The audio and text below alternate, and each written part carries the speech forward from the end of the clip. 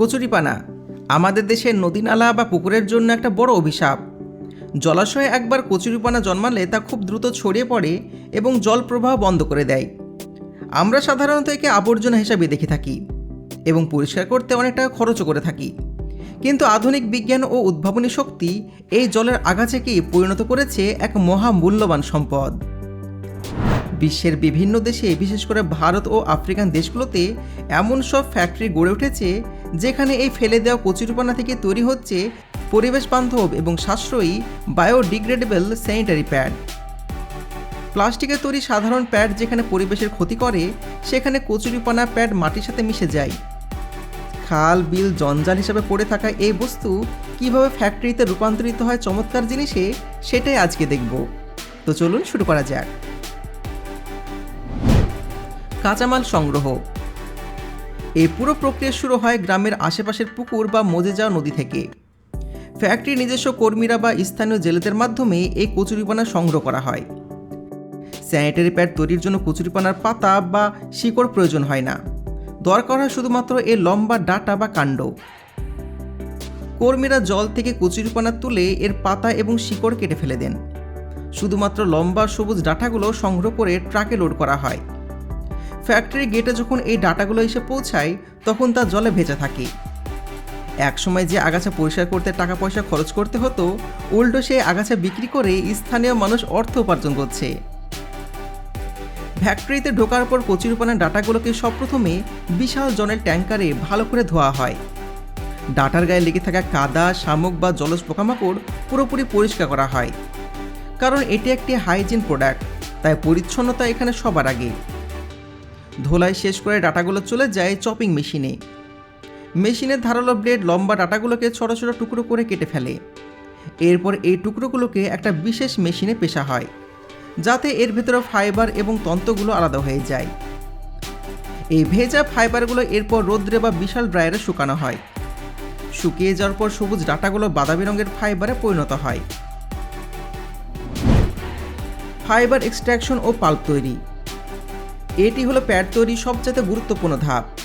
শুকনো ফাইবারগুলোকে এবার ডাইজেস্টার বা বড় প্রেসার কুকারের মতন মেশিনে সেদ্ধ করা হয়। এখানে ফাইবারের সাথে সোডিয়াম হাইড্রক্সাইড বা প্রাকৃতিক এনজাইম মেশানো হয়। তাপ ও এনজাইমের প্রভাবে কচুরিপানার মতন সেলুলোজ ভেঙে নরম তুলোর মতন হয়ে যায়। একে বলা হয় পাল্প। এই পাল্পটি দেখতে অনেকটা ভেজা কাগজের মন্ডের মতন, কিন্তু কচুরিপানার পাল্পের একটা বিশেষ গুণ হলো এটি সাধারণ তুলার চাইতে অনেক গুণ বেশি জল শোষণ করতে পারে।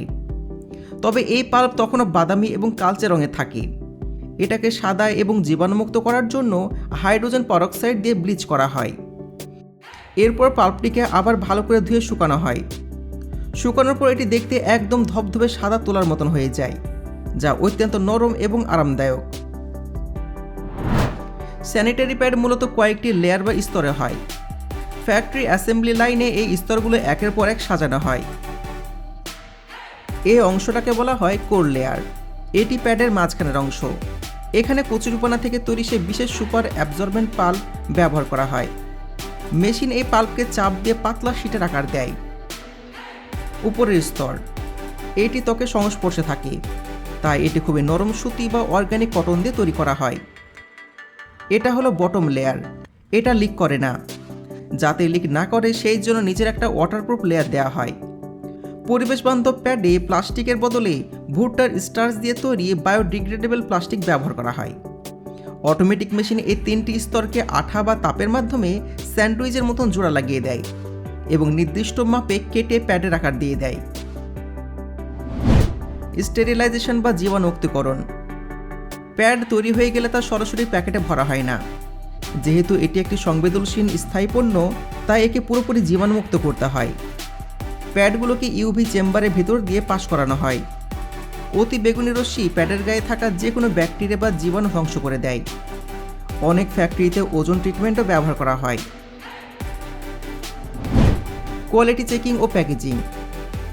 সবশেষে প্যাডগুলোকে কোয়ালিটি কন্ট্রোল ল্যাবে পাঠানো হয়, যেখানে পরীক্ষা করা হয় এর শোষণ ক্ষমতা বা অ্যাবজর্বেন্স। নীল রঙের তরল ঢেলে দেখা হয় যে কচুরিপানা পাল্প কত দ্রুততা শুষে নিচ্ছে এবং লিক করছে কিনা। সমস্ত পরীক্ষায় পাশ করার পর প্যাডগুলো প্যাকেজিং ইউনিটে চলে যায়। পরিবেশ বান্ধব থিম বজায় রাখতে এগুলোকে কাগজের বক্সে বা বায়োডিগ্রেডেবল প্যাকেটে ভরা হয়।